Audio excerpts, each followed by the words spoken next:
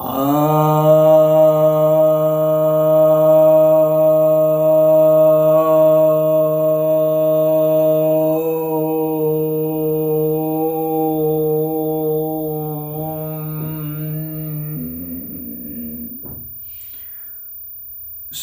भक्तजनों को सप्रेम नमन। भक्तों, आज मैं आपके समक्ष चाणक्य नीति के तीसरे अध्याय के पहले श्लोक पर प्रवचन करने जा रहा हूँ। चाणक्य कहते हैं, कस्य दोषः कुले नास्ति व्याधिना को न पीड़ितः व्यसनं केन न प्राप्तं कस्य सौख्यम निरंतरम। अर्थात किसके कुल में दोष नहीं है, कौन है जिसे व्याधि ने पीड़ित नहीं किया है,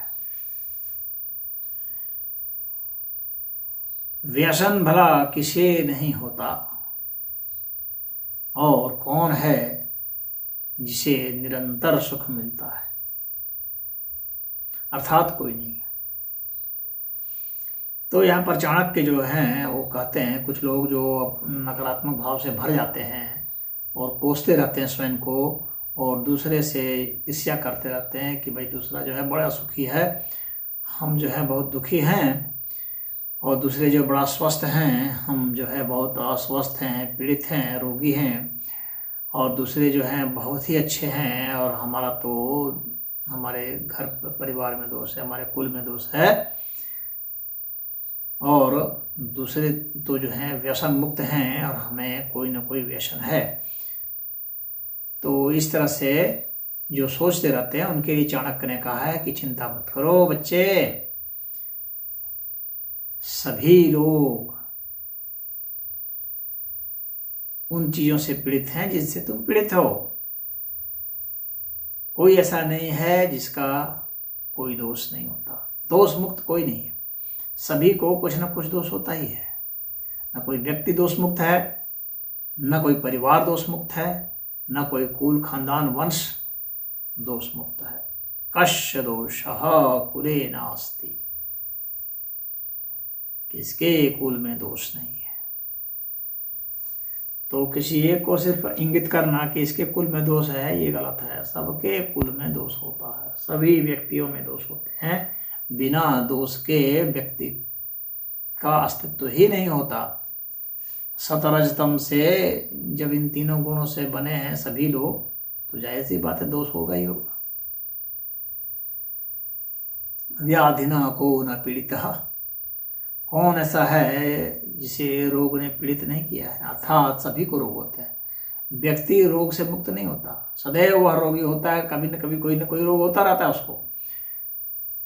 वह रोग कुछ बर्दाश्त करने लायक है, कुछ बर्दाश्त करने लायक नहीं है, कुछ दबा हुआ है बात इतनी होती है, छिपा हुआ है बात इतनी होती है, और अंतिम में जीत रोग की ही होती है। व्याधिना को न पीड़ितः व्यसनम के न प्राप्तम, किसको कोई व्यसन नहीं है, हर एक को व्यसन है। ऐसा नहीं है कि खाली जुआ खेलना ही व्यसन है, ऐसा नहीं है कि शराब पीना ही व्यसन है, ऐसा नहीं है कि अफीम खाना ही व्यसन है। तो व्यसन तो सबको है। व्यसन का मतलब हो गया कि हम किसी भी वस्तु के, किसी भी व्यक्ति के, किसी भी पद प्रतिष्ठा के, किसी चीज के लिए जो है जुनूनी हो जाएं, और हमें उस पर नियंत्रण ना रह जाए, बिना उसके हमको यह जीना दुभर लगे, असंभव लगे, तो उसको ही व्यसन कहा जाता है। किसी को नृत्य संगीत का भी व्यसन हो सकता है, किसी को कोठे पर जाने का व्यसन है, कामुकता किसी के लिए व्यसन है, तो किसी के लिए काम से मुक्त होने का प्रयास करना भी व्यसन हो जाता है। तो यह जो व्यसन है यह सभी को होता है।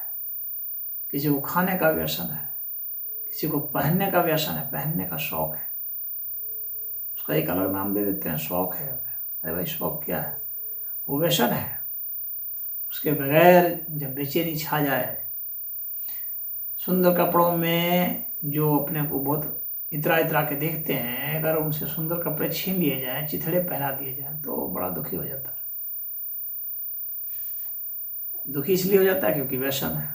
उसको व्यसन के रूप में उसने कपड़े को पहना था, यानी कि कपड़ा मिला पहन ली, चलो ठीक है भाई, ऐसा नहीं है। उसको एक व्यसन के रूप में पहना था।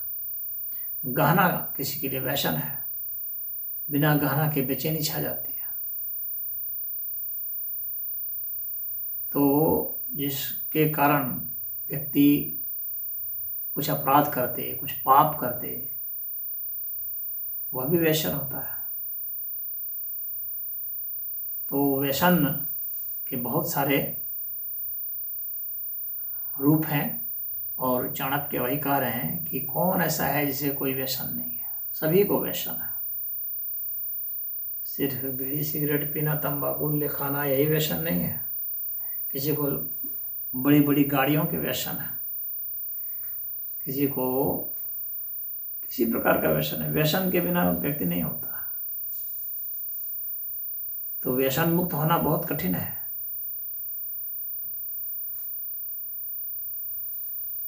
और फिर कहते हैं, कौन है कस्य सौख्यम निरंतरम? कौन है जिसे निरंतर सुख मिलता है?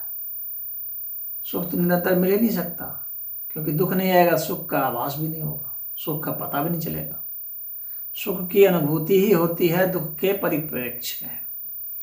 तो दुख ही जब हमारे जीवन में आ जाए तो हमें सुख की लालसा जगती है, और हम उसके विपरीत कुछ चाहते हैं। उस विपरीत को ही सुख कहते हैं। तो सुख लगातार लगातार नहीं होगा। सुख होगा तो उसके बाद फिर कुछ समय में दुख होगा, और वही सुख किसी न किसी सापेक्ष में दुख है। वह तो हमारी अपनी अंतर्दृष्टि क्या है, हमारे अपने अनुभव क्या है, उसके आधार पर ही यह होता है कि यह सुख है या दुख है। तो सुख और दुख तो लगे रहते हैं, साथ ही साथ चलते रहते हैं। कब वही सुख दुख हो जाता है, कब वही दुख सुख हो जाता है, पता नहीं चलता है। जब तक पता चलता है तब तक उसका स्वरूप बदल चुका होता है। तो ऐसा कोई नहीं है जिसे निरंतर सुख मिला हो। किसी भी व्यक्ति को आज तक जो आया, चाहे ईश्वर रूप में आया, अवतार रूप में आया, चाहे ऋषि रूप में आया, महर्षि रूप में आया, चाहे राजा रूप में आया, चाहे व्यवसायी रूप में आया, जिस भी रूप में आया, दुख सबको मिले।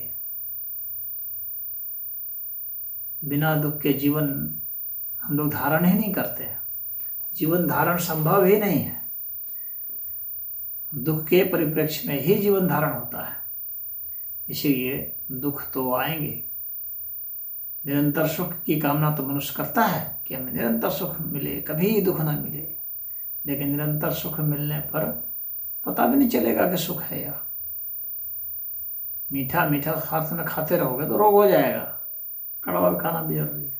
और मीठा मीठा खाओगे तो मीठा भी पता नहीं चलेगा, एलर्जी हो जाएगी, शुगर हो जाएगा। तो इसलिए कड़वा भी है, कसेला भी है, नमकीन भी है, खट्टा भी है, तीखा भी है, हर तरह की चीज़ें हैं, हर स्वाद की। तो उस तरह तरह के स्वाद मिलते रहते हैं। भिन्न भिन्न गुणों के आधार पर जो है हमें ये सब स्वाद मिलते रहते हैं। सुख और दुख मिलते रहते हैं। सुख और दुख एक ही सिक्के के दो पहलू हैं। इस रहस्य को जो जानता है वह इनसे बिना विचलित हुए समभाव में रह सकता है। तो ये चाणक्य यही हम लोग को संदेश दे रहे हैं, कह रहे हैं कि दुखी मत हो, परेशान मत हो, सभी लोग दुखी हैं। दुख सबको है। अलग अलग दुख के तरीके हो सकते हैं, अलग अलग दुख के रूप हो सकते हैं, अलग अलग दुख की अवधि हो सकती है, लेकिन दुख तो होंगे ही होंगे। तो दुख होंगे ही होंगे, व्यसन होंगे ही होंगे। व्याधि होगी ही होगी और दोष होंगे ही होंगे। तो उसके लिए दुखी मत हो, कोशिश करो कि कम से कम व्याधि हो, कोशिश करो कम से कम दोष हो, कोशिश करो कम से कम जो है व्यसन हो, कोशिश करो कि कम से कम जो है सुख की लालसा हो। तब जो है तुम स्थिर चित हो सकते हो और अपने जीवन को जैसा यथार्थ जीवन मिलता है, ये कटु सत्य जो है उन्होंने कहा है चाणक्य ने, तो हमें यथार्थ जीवन से पाला पड़ेगा और हम उसे आसानी से ग्रहण करने में समर्थ हो पाएंगे, स्वीकार करने में समर्थ हो पाएंगे। हरि ओम।